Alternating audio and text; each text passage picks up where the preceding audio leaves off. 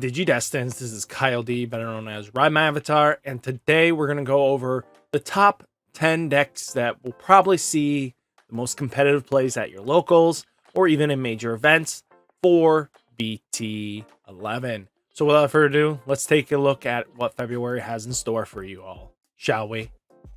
So Allforce has a lot of potential because of the way that you have Allforce be able to, when Digivolving, play one blue tamer from your hand without paying its memory cost, and when you would play a blue tamer, unsuspend this Digimon, causing a loop with Rina, the secret rare tamer, being able to on-play if one of your Digimon with Veemon or Veedramon in its name gains blocker and evade, which helps with protection, but all turns when one of your Digimon with Veedramon in its name becomes suspended by suspending this tamer to activate one of your when Digivolving effects.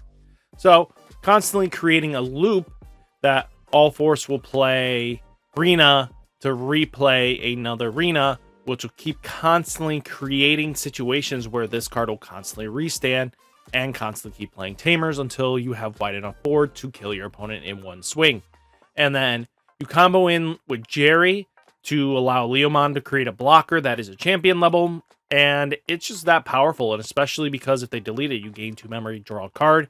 So that kind of punishes any control aspects they want to do, because Leomon gets popped, you gain extra resources out of that deal. So the deck's kind of just linear, where it wants to just OTK your opponent, and you just apply pressure that way.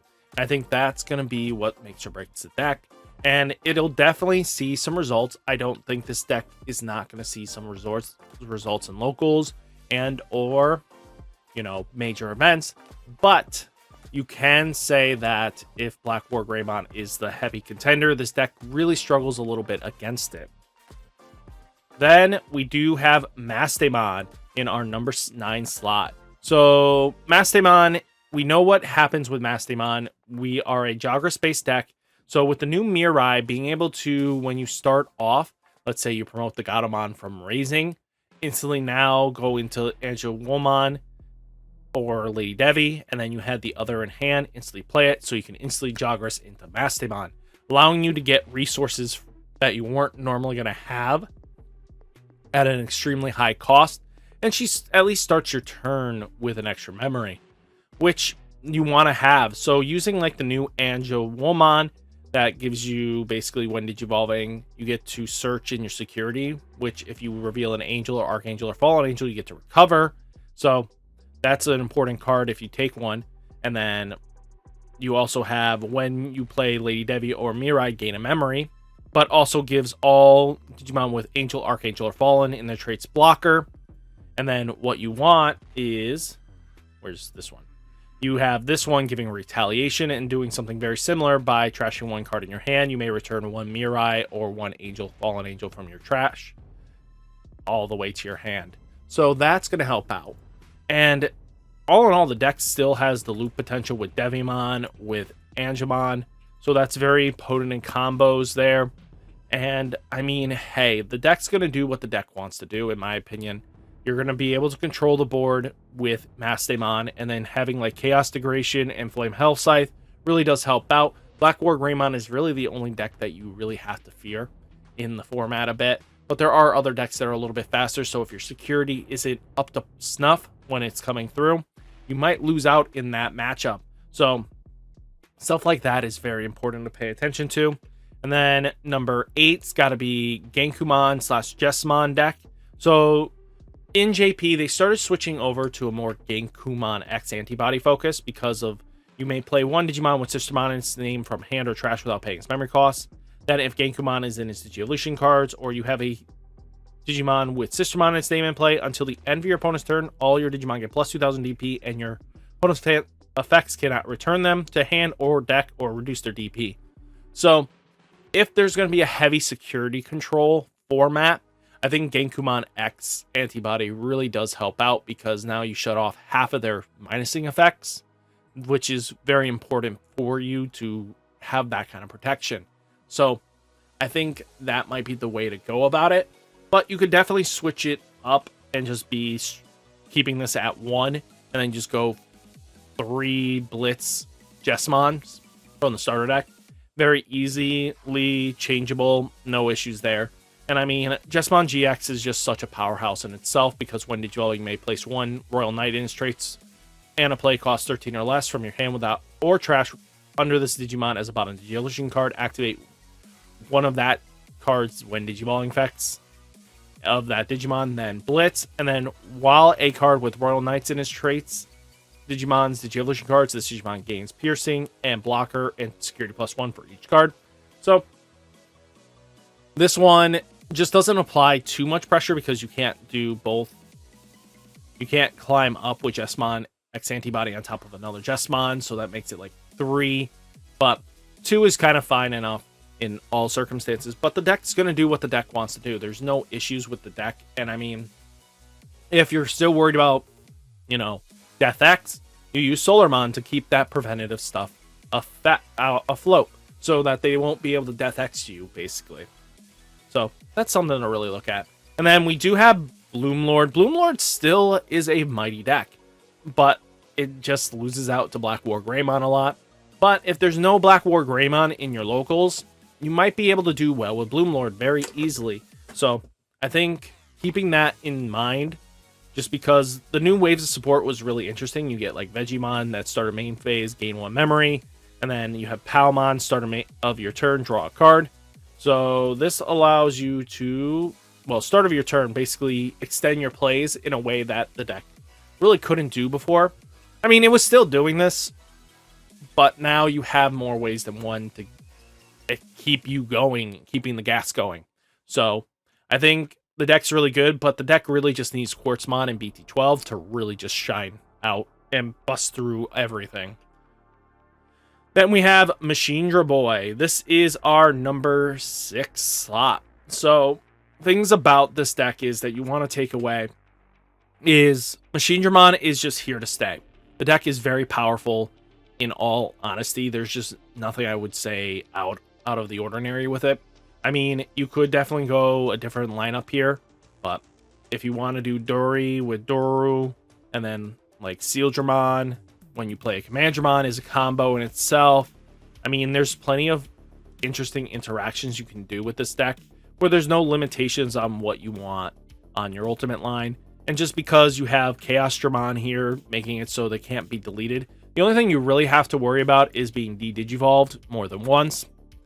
And if they can do that, then you're kind of in a bad spot. But if you can keep it so that you're still on one of your Machinedramons, you're really solid, actually.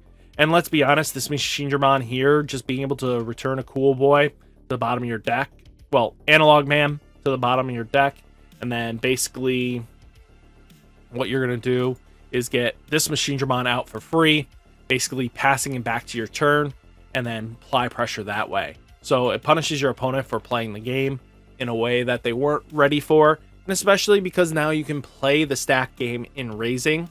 So I think all of it's going to come down to is what you decide to tech into your deck.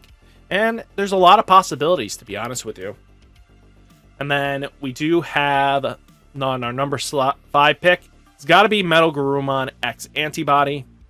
It does lose to BlackWarGreymon most of the time, and Setcon, basically. But being able to play this deck in a way that is always going to OTK, you're faster than most decks in the format, and you can answer a lot of things because you have battle protection. As long as your opponent can't stabilize fast enough and your turn quicker, you're going to win that race most of the time because you're just that Speedy Gonzalez. So I think all in all, we kind of know what the deck's going to do. We know that it's an OTK deck. It's going to restand with the WereGarurumon by himself, and you're going to use Promo Garurumon to draw cards while you're doing it. And then you go into WereGarurumon X Antibody to unsuspend, get that extra attack in. Then you can climb all the way up to MetalGarurumon X with MetalGarurumon being able to gain you free. And then you have Omnimon X Antibody. That's just going to be stripping a free security, which can cause lethal for game anyway. So that's stuff you have to look at the hindsight is like 2020, especially if you're using X Antibody to climb up as well. And it's not once per turn, so while you're restanding multiple times, you really do a lot of damage pretty quickly. And like I said before, this isn't going to be the perfect deck for going to a tournament. These are just rough sketches, basically, for you guys to enjoy and understand what you're going to be facing.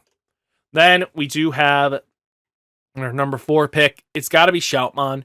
Shoutmon times 7 really does add in some more oomph into the deck. And now being able to have access to times 3, basically another card that you can get in with Rush because of Shoutmon, really does add in the pressure that you need. I think we were all really upset with the Crossheart getting hit as bad as they did. There was a lot of Crossheart players wanted a deck that was really budget affordable. And now you kind of get another swing at it, to be honest with you. And it's going to be how you want to build the deck. There's no wrong way of building this deck, in my opinion. There are going to be more correct ways, but this deck has really just 2 sets of support, and it just goes with it, goes to town. I mean, being able to delete one of your opponent's Digimon with the DP less than or equal to this Digimon, or it's on play, it has base rush, and then all turns for every 2 cards in this Digivolution card, this Digimon gets plus 1000 DP.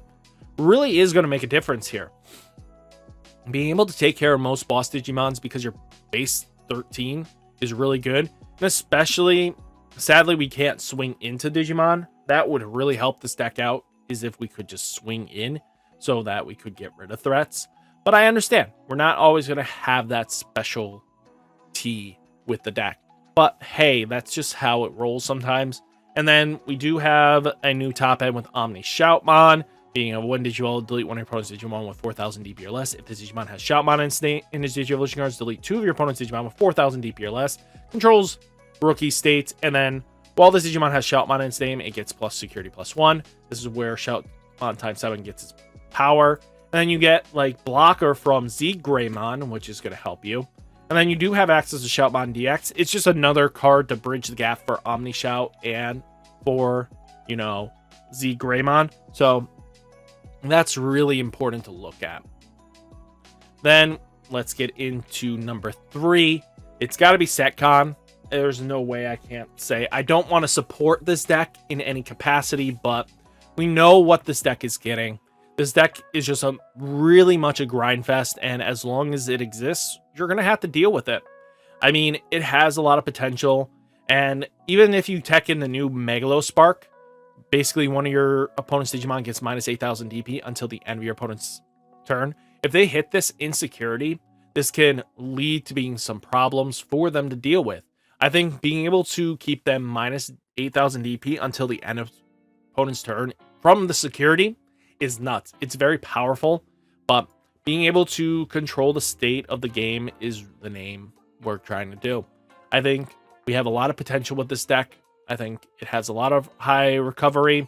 You can do a lot of crazy shenanigans, and as long as you can keep constantly getting free security recovery, like from Holy Wave, Tactical Retreat, then most likely you're going to hit your Chaos Degradations, Flame Hell Scythes, or Fly Bullets, or any removal, Megalosparks, Lonka Elastados, you know, anything like that's going to really help the deck out in ways that your opponent really doesn't want you to have access to. And then we do have, you know, the old good and true fashion OTK Grandis. We already know that OTK Grandis is projected to be one of those decks to beat. And the reason for this is it counters BlackWarGreymon a lot easier because it can suspend it and then swing into it. Being able to climb over the BlackWarGreymon X or BlackWarGreymon in any capacity is really good. And especially because you just need to kill it by battle most of the time. As long as you can do that, you're kind of in a golden spot. And because you have piercing, you're going to clear out all security. As long as you keep them on their toes, there's not much they can do. And I mean, hey, the deck's going to do what it wants to do. There's nothing you can really do. Once this deck starts going off, there's nothing that stops this thing besides a option in security. So that's something to really think about. And we already know it's OTK, and you Digiburst everything out with Grandis so that it gets +3 security checks, go into with GrandisKuwagamon, not Grandis. And then you go into Grandis to be able to suspend one of your opponent's Digimon and then just swing into it while gaining memory from, you know, Gankoomon X. And then, you know, the promo Gankoomon giving mini ice wall effects. excuse me, giving mini ice wall effects is really good.